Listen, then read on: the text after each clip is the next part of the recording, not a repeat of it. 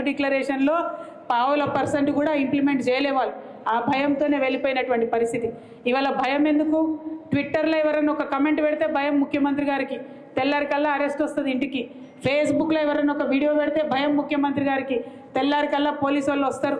అదే క్రమంలో మా కోఆర్డినేటర్ మనోజ్ రెడ్డి గారి మీద కూడా మరి కేసులు పెట్టి పాపం తమ్ముడిని తనను 16 రోజుల పాటు వాళ్ళ కుటుంబాన్ని ఆయనను ఇబ్బంది పెట్టి జైల్లో పెట్టడం జరిగింది. మేము కూడా చూస్తూ ఉన్నాం. బీఆర్ఎస్ కూడా పింక్ బుక్ మెయింటైన్ చేయడం మొదలు పెడుతుంది. ఇబ్బంది పడద్దు, ఇంతకింత తిరిగి చెల్లిస్తామని కూడా మీకు తెలియజేస్తూ ఉన్నాం. మీ రాహుల్ గాంధీ ఏమో పాకెట్లో రాజ్యాంగం పట్టుకొని తిరుగుతాడు. ఇక్కడ రేవంత్ రెడ్డి గారేమో రాజ్యాంగాన్ని కాలరాసి అక్రమ కేసులు పెట్టుకుంటూ తిరుగుతాడు. చూస్తూ ఉన్నాం. డెఫినెట్గా లెక్కలు మేము కూడా పెట్టుకుంటాం. మాకు జయశంకర్ సార్ నేర్పించిండు లెక్కలు ఎట్లా రాయాలనో, ఎట్లా ఉద్యమాలు చేయాలనో. ఇప్పుడు మా మీద అక్రమ కేసులు పెడుతున్నారు. మా కార్యకర్తలను కాపాడుకుంటూనే మీ లెక్కలు కూడా తీసి ఇంతకింత మేము అధికారంలోకి వచ్చినాక తప్పకుండా తిరిగి చెల్లిస్తామని ఈ ప్రభుత్వానికి హెచ్చరిక చేస్తూ మరి కార్యకర్తలందరి పక్షాన బీఆర్ఎస్ పార్టీ నిలబడి ఉంటుందని చెప్పి మీకు మరొక మారు భరోసా ఇస్తూ థ్యాంక్ యూ. ఒకసారి ఐఏఎస్ ఆఫీసర్ అయితే, ఐపీఎస్ ఆఫీసర్ అయితే 30 నుంచి 35 సంవత్సరాల సర్వీస్ ఉంటుందండి. 30 నుంచి 35 సంవత్సరాల సర్వీస్ ఉంటుంది. రాజకీయ పార్టీ 5 ఏళ్ళు మాత్రమే అధికారం నడుపుతుంది ప్రజల ఆశీర్వాదం ఉంటే. ఎమ్మెల్యే, ఎంపీ, ఎనీ ప్రజాప్రతినిధి ఒక ఎక్సెప్ట్ ఎమ్మెల్సీ అన్ని 5 సంవత్సరాలు. ప్రభుత్వం అంటే 5 సంవత్సరాలు ఉంటుంది. వాళ్ళు చంద్రబాబు నాయుడుని చూసిండ్రు, వాళ్ళు రాజశేఖర్ గారిని చూసిండ్రు, వాళ్ళు రోషయ్య గారిని చూసిండ్రు, కిరణ్ కుమార్ గారిని చూసిండ్రు, ఇప్పుడు మొన్నదాకా కేసీఆర్ని చూసిండ్రు, ఇప్పుడు రేవంత్ రెడ్డి చూస్తారు. ఏంటంటే యథా రాజా తదా ప్రజ.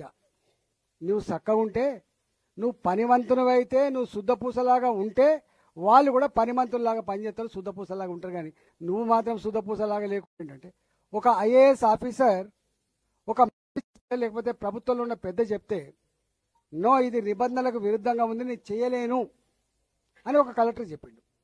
ఆ కలెక్టర్ను పక్కకు పెట్టి ఇంకో కలెక్టర్ తెప్పించిండు. ఆ కలెక్టర్ వేసానికి నిజాయితీ ఉంది ప్రభుత్వానికి, దాన్ని బట్టి అర్థమవుతుంది. అరే నువ్వు నిజంగా గొప్పడు. ఇలా గుటకాలు నడవదు, గుడమ్మ నడవదు, దుర్మార్గం ఆగుతుంది అంతే. ప్రభుత్వం చాలా పెద్దది, గుర్తుపెట్టుకో. ప్రభుత్వం అనుకున్న నాడు ఇంచు కూడా కదలదు. ప్రభుత్వం అనుకున్నాడు ఒక్క అక్రమం జరగడానికి ఆస్కారం లేదు.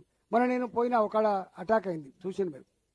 అంటే ప్రభుత్వాలు పూర్తిగా విఫలమైనప్పుడు, ప్రజలకు చట్టాల మీద విశ్వాసం చల్లగిలినప్పుడు నాలాంటి ప్రజాప్రతినిధి ఏం చేయాలి చెప్పండి? గా పని చేస్తాడు. అందుకనే నేను ఒకటే అంటున్నా, ఐఏఎస్ ఆఫీసర్ కానీ ఐపీఎస్ ఆఫీసర్ కానీ పనిలో పెట్టుకోవాల్సి అక్కడ ఉన్నది, దృష్టి పెట్టాల్సి అక్కడ ఉంది. కానీ మొత్తం నేనే ఇలా ముఖ్యమంత్రి గారి కార్యాలయం, ముఖ్యమంత్రి గారు సలహాదారులు, ముఖ్యమంత్రి గారి బంధుమిత్రులు, ముఖ్యమంత్రి గారి మిత్ర పక్షాలు ఆయన అక్కడ కూర్చొని పైరలు చేస్తా అంటే ఎక్కడ నడుతాయని చెప్పండి? ఇవన్నీ లెక్కలతో సహా బయట పెట్టే రోజు వస్తుంది. తప్పించుకోలేరు. వాళ్ళు అనుకుంటారు పిల్లి కళ్ళు మూసుకొని పాలు తాగినట్టుగా భావిస్తాను, తప్పించుకోవడానికి వీల్లేదు. ఆయన అప్పుడు అన్నట్టు చూసినా రెడ్ బుక్ రాస్తున్నా అని చెప్పి మేము కూడా ఒక బుక్ రాస్తున్నాం. ఇక్కడ మేము కూడా ఒక బుక్ రాస్తాం. ఇవన్నీ వచ్చినప్పుడు తప్పకుండా కాషాయ బుక్ రాస్తాం. మేము కాషాయ బుక్ రాసిన నాడు తప్పకుండా అవుతుంది.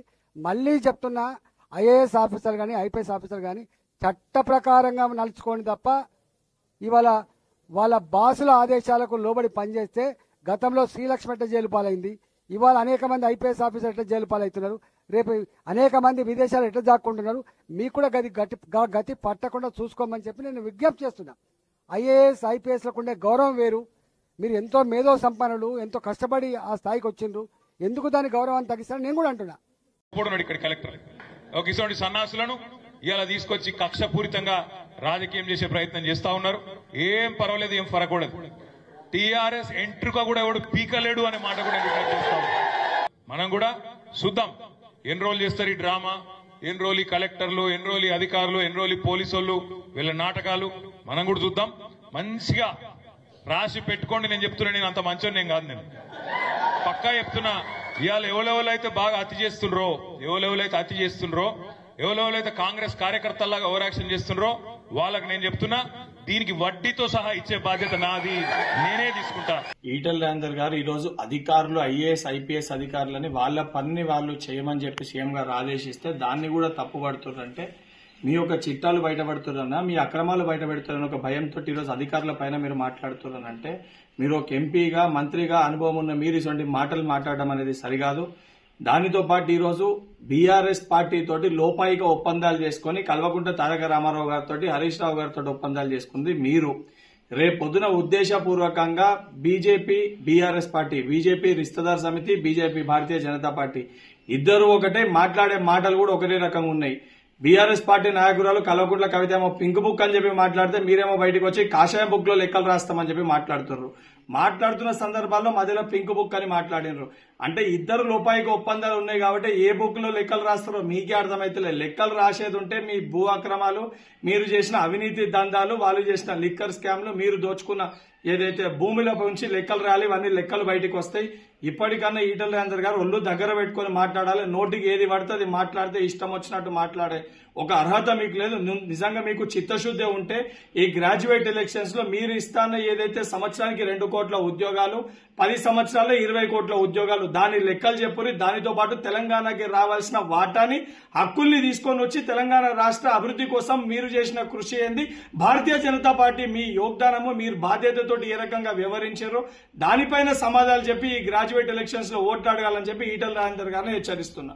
ప్రపంచంలో ఏ మూల ఏ క్షణం ఏం జరుగుతుందో వేగంగా తెలుసుకోవడానికి తొలి వెలుగు వాట్సాప్ ఛానల్ని ఫాలో చేయండి.